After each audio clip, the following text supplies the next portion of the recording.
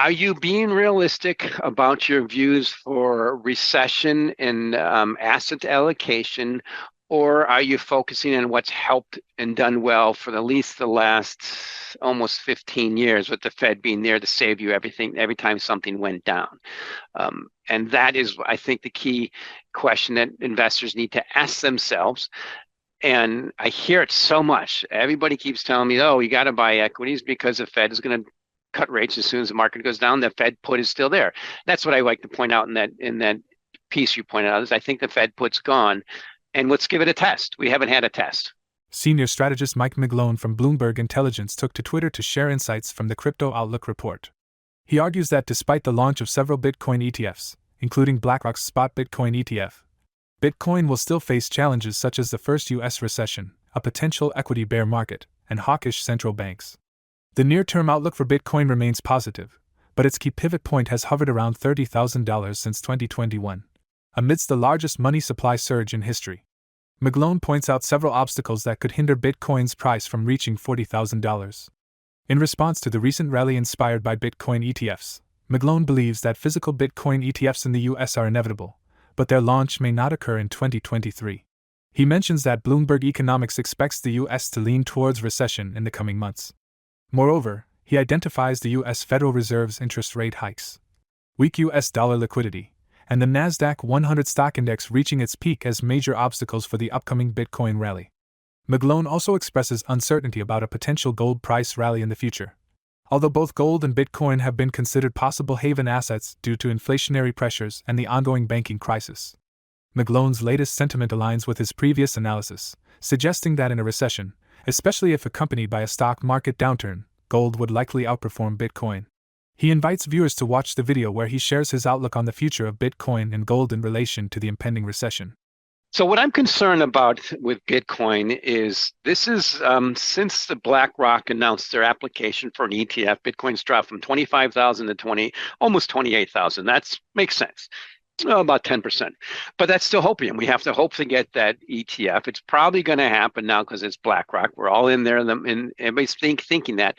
But if you look at Bitcoin versus the NASDAQ, that ratio, it's like 1.7 or so. It's the same as first traded in 2017. So I'm big picture macro bullish Bitcoin.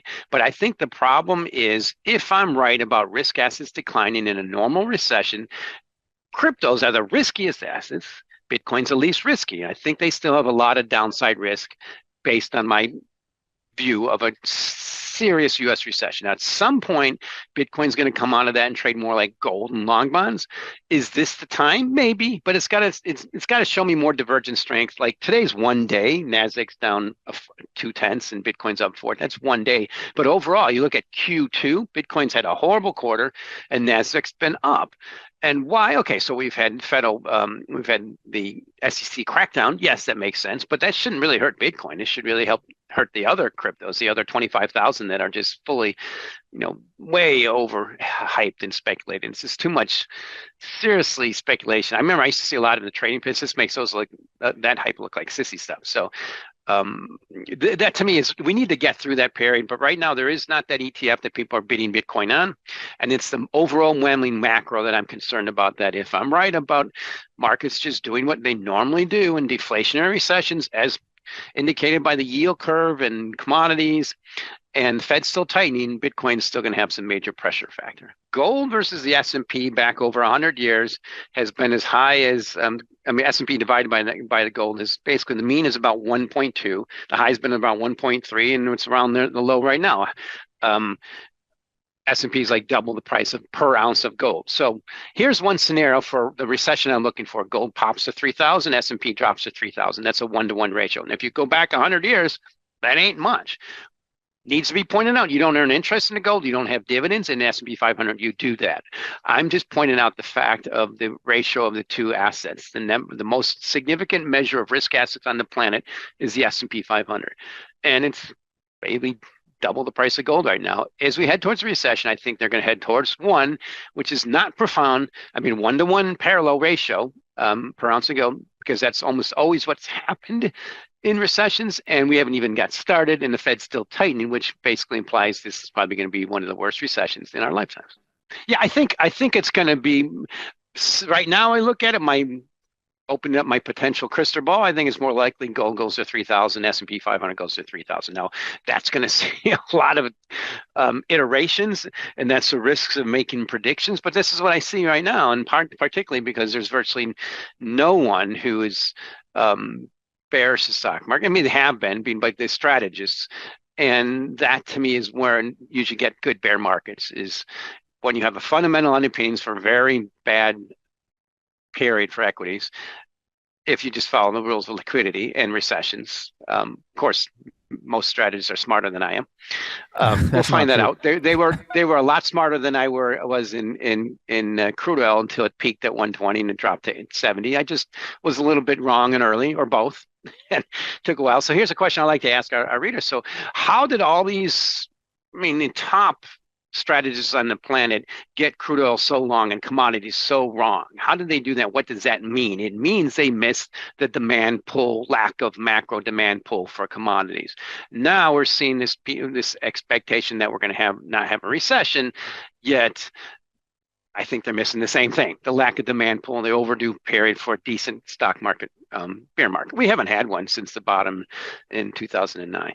In recent weeks, major cryptocurrencies like Bitcoin, Ethereum, and others have seen explosive growth as the market prepares for a potential $15 trillion earthquake.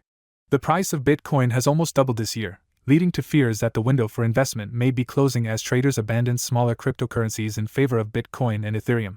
This shift in the market comes after a crackdown by U.S. authorities, which some believe is part of a larger plot to undermine the cryptocurrency market.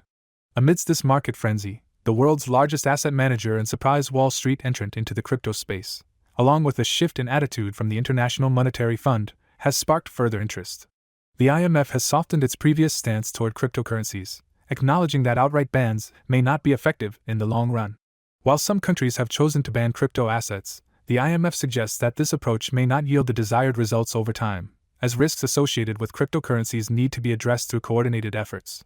China's strict crackdown on cryptocurrencies in 2021 resulted in the expulsion of Bitcoin and crypto miners from the country, causing a temporary crash in the market.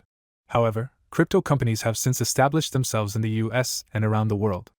The IMF has also expressed concerns about El Salvador's adoption of Bitcoin as legal tender, warning of underlying risks to financial integrity, stability, and consumer protection. Despite previous indications that outright bans on cryptocurrencies should not be ruled out, the IMF's softened stance indicates a recognition of the need for a coordinated response to the growing influence of digital assets.